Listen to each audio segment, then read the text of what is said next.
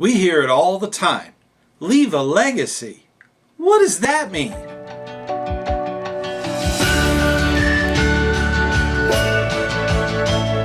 Hey, ScouterStan.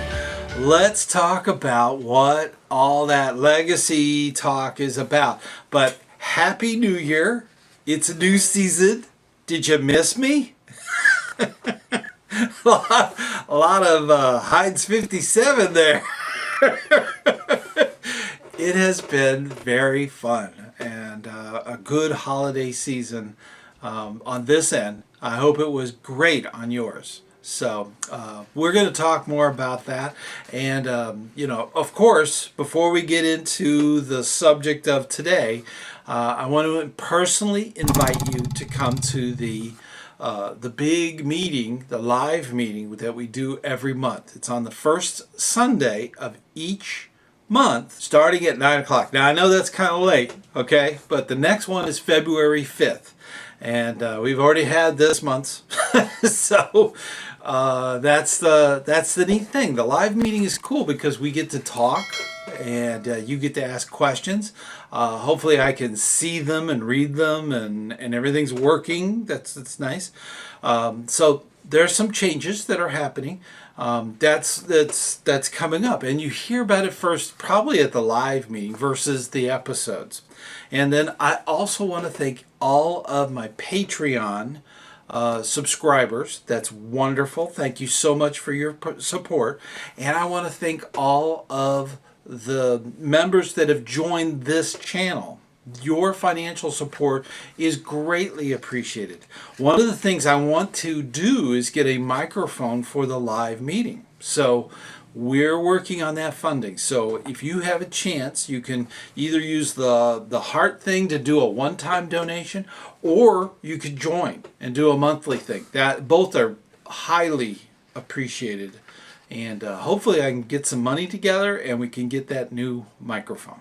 Now, leaving a legacy is important. We work with America's youth. We help them achieve and learn skills that they're going to need for the future. Just by volunteering, you're helping America. No matter what you do, when you help a youth, you are helping them to achieve something they never could have done before. So that is really important. That's part of that legacy that we keep hearing about. Now, back pre-pandemic, and even today, even those times when people would go through a drive-up, they would pay for the person behind them, paying it forward. That's kind of what we're doing with scouting, is that we're leaving a legacy because we are paying it forward through scouting. Now, there are three main factors when you're dealing with a legacy. There are some things that you need to have in place. And I briefly touched on last year. Doesn't seem that long ago. But we talked a little bit about being prepared and helping yourself so you can help others. That's a lot about what leaving a legacy is really all about. Now, first off, you want to be the best trained and the best informed leader you can be. And you need to take advantage of all of the things that are out there for adult leaders. You want to do those things. That way you can be that resource. You can be that wonderful coach that you are. The wonderful mentor, the wonderful advisor to the youth. That is real critical. Now, this is a big thing. Number 2 is don't get burned out. So often when you volunteer, you want to do a good job, and you really put everything into it and you push everything aside, it ends up burning you out. Now, I did a video. It's not really viewed a whole lot, but it could help you prevent from burning out in scouting. I'm going to put a link up there. That way you can see it later. Go there and learn about the 5 big things that prevent burnout. You have to have this balance. If you have that balance, you could do amazing stuff. when you don't have that balance, something suffers, and that's not good. And that's what leads you to burnout. Now, the third thing for a legacy is you need to know your own commitment level.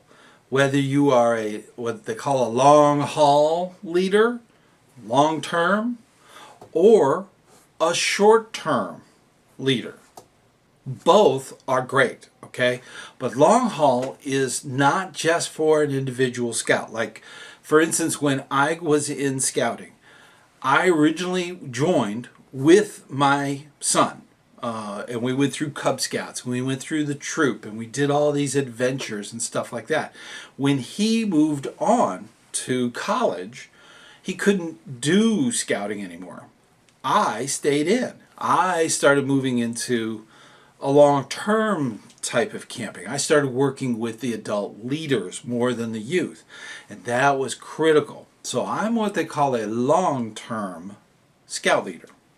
Now, short-term is great too, because you get to be there with your son or daughter. You get to go camping. You get to see the adventure. You get to see that aha moment in their eyes as they get better at leadership. That is phenomenal, okay? Long-term gets that, but you get it too. And you need to think about your goals so that you can line up those goals with your child, as you go through scouting. You want to make sure that that is kept up to pace, so that when they move out of scouting, you can move right behind them. Now, when you do that, and this is true for all, whether you were long-term or short-term, you should do the alumni stuff. That is critical. You'll get information about scouting. You'll get all kinds of really neat stuff about scouting. I'm going to put a link down below. I don't know where it's going to show up on your browser. If you're on a phone or a computer, it varies. Okay, so, but check out the links. There'll be a link down in there for getting involved in the alumni. So those are really the three big keys to leaving a legacy. Now, one of the critical things that a lot of troops need to do is appreciate and really give time to the leadership. All of scouting is oriented towards the youth, training the adults so that they can help the youth. That's fine. There's nothing wrong with that. That's what we're here to do. But it's just as important to make sure we recognize and that we develop a team environment with the unit. This includes scout facing and backstage. Both parts of your unit need to work as a team. Again, I'm going to put a video up there, so definitely check that out. It's about scout facing and backstage and what that means. That is your team. That's your core. Okay, and with that, you also have your parents. Your parents are needed all the time. You constantly need to have parents coming in, volunteering for small jobs, but they're just as important. Okay, so we need to include them in some kind of working team environment. Now, one of the most successful units that I ever was in had 4 specific adult things that they did with everybody: the scoutmaster, the assistant scoutmaster, the committee chair, the treasurer, the quartermaster adult, the OA rep. Everybody, all the adults were involved. In the spring, they would have I've actually wrote it down. It's a unit leadership summit. And it was great. It was a one-day thing. And it was kind of to get ready for the big planning meeting with the youth. And kind of get a lot of stuff brainstormed out. And it's a daytime thing. You know, like you start in the mid-morning, which is like 10 a.m. to say 2 p.m. All right, so take a lunch break. You could even have something for lunch if somebody's hosting that at somebody's house. You could do it as a camp out. There's a lot of different ways to do it. But you're really getting ready for the big planning seminar at the beginning of the year. If you're in a Cub Scout unit, almost all of your stuff is already worked out as far as your activities. So that's all adult led. When you're dealing with a troop or a crew, the youth make the agenda. They actually create the schedule. They tell the adults where they want to go camping, and the adults try to make it happen. That's a big thing. So definitely get involved in your team to develop that. I did a video. Check it out. It's about the planning seminar with youth.